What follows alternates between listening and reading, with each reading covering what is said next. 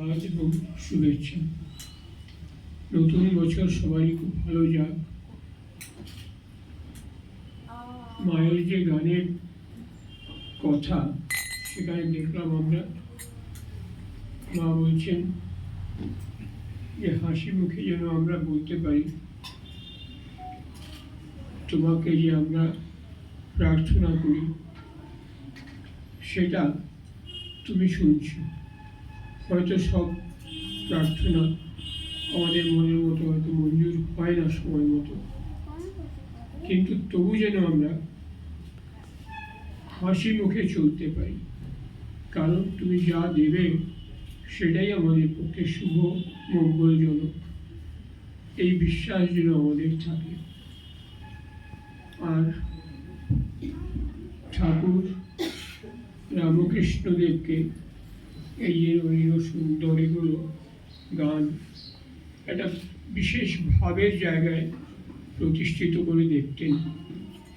একই জিনিস পূজনীয় মায়ের গানে আমরা দেখি, আমাদের ঠাকুরকেও সেই জায়গায় প্রতিষ্ঠিত, কারণ সেখানে সাধারণ যে অবতার লীলা তার মধ্যে একটা বিশেষত্ব ঠাকুরের গানে, মায়ের গানে আমরা পাই যে তাদের রচনায় রামকৃষ্ণদেবের বা ঠাকুর সত্যানন্দের যে কৃষ্ণ ভাব, কৃষ্ণ লীলার কথা তাদের জীবনে আমরা সহজেই দেখতে পাই। যে রাম, যে কৃষ্ণ, যে চৈতন্য, সেই রামকৃষ্ণ, সেই সত্যানন্দ। উনি যে একদিনের জন্য কল্পতরু হয়েছেন, এটা একটা বিশেষ ঘটনা। তারা নিত্য কল্পতরু। রামকৃষ্ণদেবের ঘটনা প্রায় সবাই জানেন।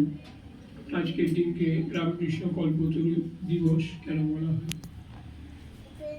কাশীপুর উদ্যান বাটিতে যখন তিনি অসুস্থ ছিলেন, একদিন একটু দুপুরবেলায় সুস্থ বোধ করে নিচে নেমে চলে এসছেন দোতলা থেকে একজনের সাহায্য। তো ঠাকুরকে ওইরকম প্রসন্ন মনে এসে দাঁড়াতে দেখে গিরিশ ঘোষ প্রথম সাষ্টাঙ্গ প্রণাম করলেন। ঠাকুর তখন ভাবস্থ হয়ে গেছেন একদম। সেই অবস্থায় গিরিশ ঘোষকে বললেন, তোমার চৈতন্য হোক। এই যে চৈতন্য হোক বলা মাত্র যে যেখানে ছিল বসে উদ্যান বাটির আঙনে সবাই ছুটে এক এক করে এলো, অনেক লোক। তাদের প্রত্যেককে মাথায় কি বুকে স্পর্শ করে ঠাকুর বললেন, তোমাদের চৈতন্য হোক, চৈতন্য হোক। এই যে চৈতন্য হোক, এটা সবাইকে সেদিন বিশেষ ভাবের অবস্থায় বললেন। তো দেখা যায় তার সমস্ত জীবন লীলায় যখন যে যেমন ধরনের প্রার্থনা বা ইচ্ছা নিয়ে এসে ঠাকুরের চরণে, ঠাকুর সঙ্গে সঙ্গে সেটা পূরণ করেছে। তাই নিত্য কল্পতরু তিনি। এই 1 জানুয়ারি আরেকটি উল্লেখযোগ্য ঘটনা, যেটা স্মৃতিতীর্থের গ্রন্থে মানি যেটা লিখে রেখেছেন। বাতিকারে আমাদের একটি বিরাট দিঘি আছে, তো ওখানে ঠাকুরের অনেক লীলা বাতিকারে গেলে। সেই দিঘিটার নাম ঠাকুর রেখেছিলেন যমুনা। সেই যমুনা বিহার হতো। সব ভক্তরা বড় বড় গুড় তৈরির যে নাদ হতো, সেই নাদ ভাসিয়ে নৌকোর মতো সেখানে ভক্তরা বসতেন, ঠাকুরকে বসাতেন, নাদটা দিঘিতে চালিয়ে দিয়ে যেতেন। তো সেই লীলা হতো। এমনও হয়েছে ঠাকুর নাদ থেকে পুকুরে ঝাঁপ দিয়ে সাঁতার কেটে তীরে উঠেছে।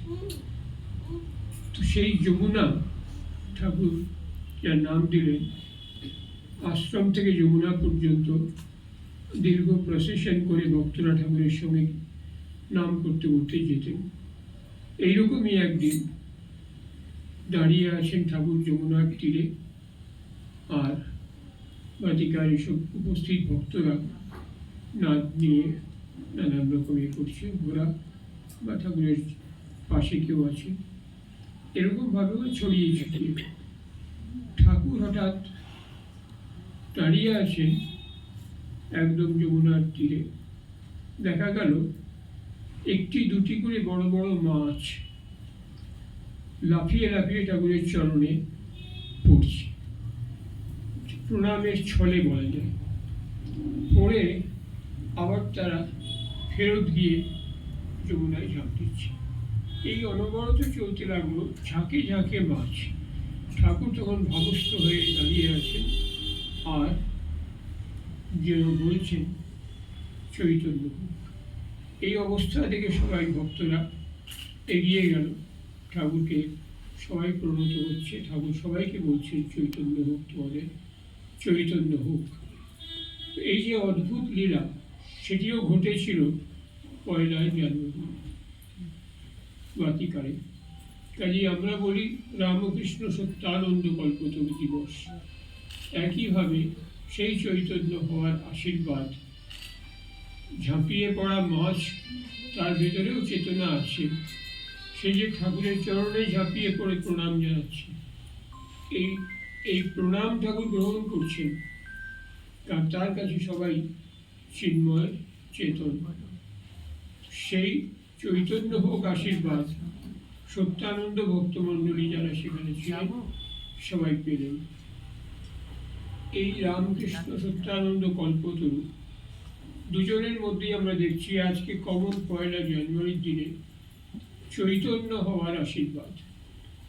এখন ঠিক তো চৈতন্যটা আলাদা করে কেন বলছি?